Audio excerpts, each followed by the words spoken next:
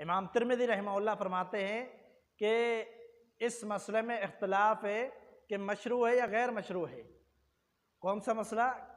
کہ کسی بندے کے لیے خاص قربانی کرنا جس نے وصیت بھی نہیں کی۔ امام ترمذی رحمہ اللہ فرماتے ہیں کہ یہ مشروع ہے غیر مشروع، اس میں اختلاف ہے علماء کا، تو بہت پرانا یہ اختلاف ہے۔ السلام علیکم ورحمۃ اللہ وبرکاتہ۔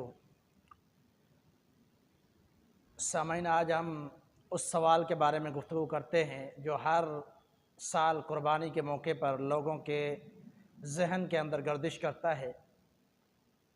وہ سوال یہ ہے کہ میت کی طرف سے قربانی ہو سکتی ہے یا نہیں۔ اس سوال کا جواب انتہائی آسان طریقے سے میں سمجھانا چاہتا ہوں۔ 3 قسم ہیں کہ جو میت کی طرف سے قربانی کرنے کے طریقے ہیں۔ سب سے پہلا طریقہ یہ ہے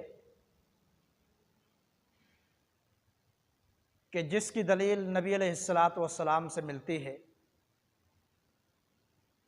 آپ صلی اللہ علیہ وسلم نے فرمایا، صحیح مسلم کی حدیث ہے، اللہم تقبل من محمد ومن آل محمد ومن امت محمد صلی اللہ علیہ وسلم، کہ اللہ جانور کو ذبح کرتے ہوئے نبی صلی اللہ علیہ وسلم نے فرمایا کہ مجھ سے قبول فرما، میری آل سے اور میری امت سے۔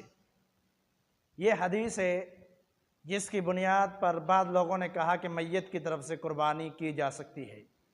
اب سمجھنے والی بات یہ ہے کہ اس حدیث میں 2 باتیں ہیں۔ ایک بات یہ ہے کہ نبی علیہ السلام نے دعا کی ہے، اور اس سے مراد یہ ہے کہ پوری امت جو قربانیاں کر رہی ہے، اے اللہ ان کی قربانیوں کو قبول فرما۔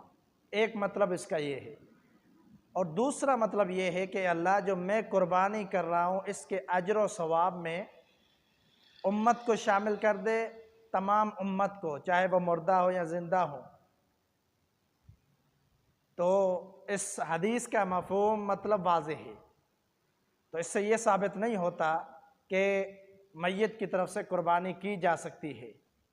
تو اگر کوئی بندہ قربانی کرتا ہے اپنی طرف سے اور اس کے ثواب میں اپنے والدین کو شامل کرتا ہے یا کسی اور کو شامل کرتا ہے تو پھر یہ جائز طریقہ ہے، اس میں کسی کا اختلاف نہیں ہے کہ بندہ دعا کرے کہ اللہ اس قربانی میں اس کو بھی شامل کرتا ہوں، اس کو بھی شامل کرتا ہوں۔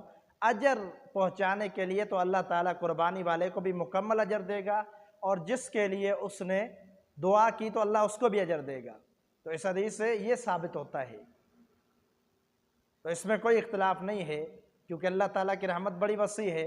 اگر بندہ کہتا ہے کہ یہ اللہ میری طرف سے یہ قربانی ہے لیکن اس کے اجر میں فلاں کو شامل کرتا ہوں، فلاں کو شامل کرتا ہوں، تو یہ جائز ہے۔ دوسری صورت قربانی کی وصیت۔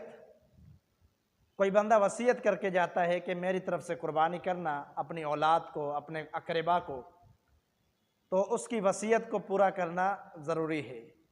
قرآن مجید میں اللہ تبارک و تعالیٰ نے فرمایا کہ جو بندہ وصیت کو سنتا ہے اور اس کے بعد وصیت پر عمل نہیں کرتا تو پھر اس کا گناہ اس پر ہے جو عمل نہیں کرتا۔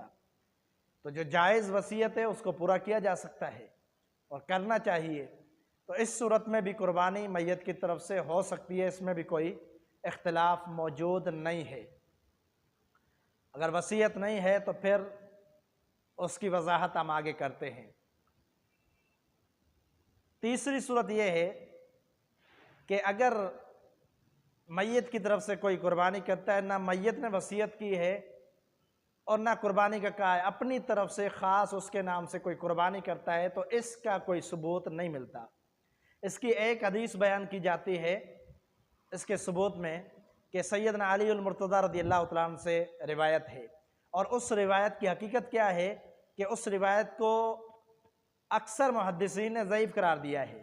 امام ابو داؤد، امام حاکم، علامہ احمد شاکر رحمہ اللہ، یہ متاخرین میں سے ہے، تو انہوں نے اس کو صحیح قرار دیا ہے، باقی اکثر محدثین نے اس کو ضعیف قرار دیا ہے۔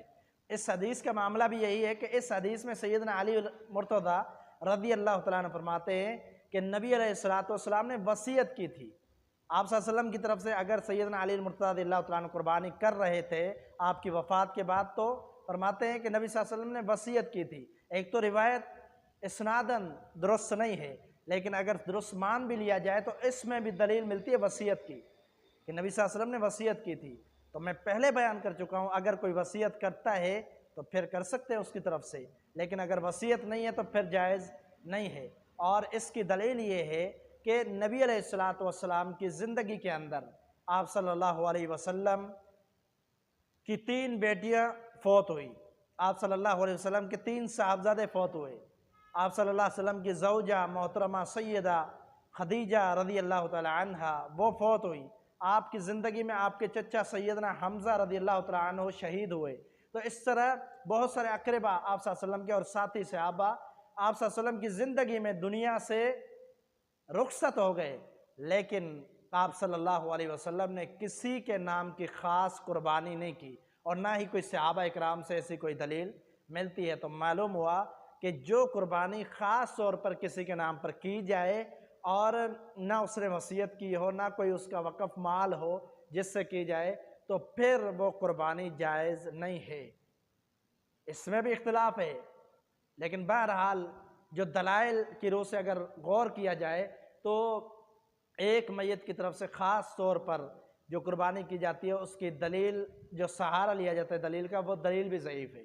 اس لیے بہتر یہی ہے کہ اگر کوئی وصیت کرتا ہے تو اس کی طرف سے قربانی کی جائے، یا پھر اپنی قربانی کے اندر کسی اور کو ثواب میں شریک کیا جائے۔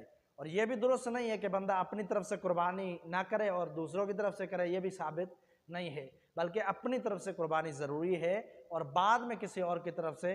اللہ تعالی مجھے اور آپ کو سمجھنے کی توفیق عطا فرمائے۔ وآخر دعوایا ان الحمد للہ رب العالمین۔